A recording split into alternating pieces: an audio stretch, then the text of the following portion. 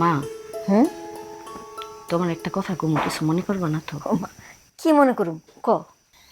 আমার মনে হয় আমার বাচ্চাটা লইয়া এই বাড়ি থেকে চলে যাওয়া উচিত। কি করছ তুই? কই যাবি? কোন আর থাকবি? কই যাবো জানি না, কিন্তু আমি আমার বায়ের সংসার ভাঙনের কারণ হইতে চাই না। এটা আমি সহ্য করতে পারবো না। শোন, এটা যেমন তোর ভাইয়ের বাড়ি, এটা তোর বাড়ি।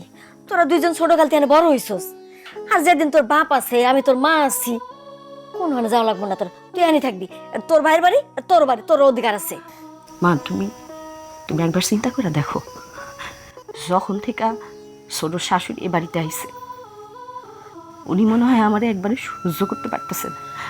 আমার এখানে থাকা খাওয়া এগুলো মনে হয় ওনার বিষের মতো লাগতেছে। আর আমার চিন্তা কি? আমার শুধু চিন্তা আমার বাচ্চাটারে লইয়া।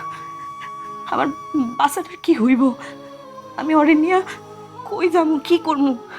তাই বইলা আমি আমার চোখের সামনে আমার ভাইয়ের সংসার ভেঙে যাইব, এটা তো সহ্য করবো না মা। শোন, তোর ভাইয়ের শাশুড়ি আইছে 2 দিনের লেগা, থাকবো আবার যাইবো গা।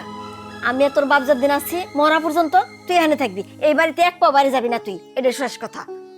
মা, বিয়ার আগ পর্যন্ত মায়ের বাপের বাড়ি আপন বাড়ি, বিয়ার পর কিন্তু মায়ের বাপের বাড়ি পরের বাড়ি। আর সেই পরের বাড়িতে থাকলে কত লাঞ্ছনা গঞ্জনা সহ্য করতে হয়, তার কিছু তো আমি সহ্য করি নাই মা।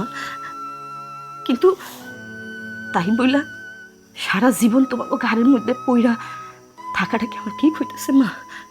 আমার মনে হয় এখান থেকে চলে যাওয়াই উচিত মা।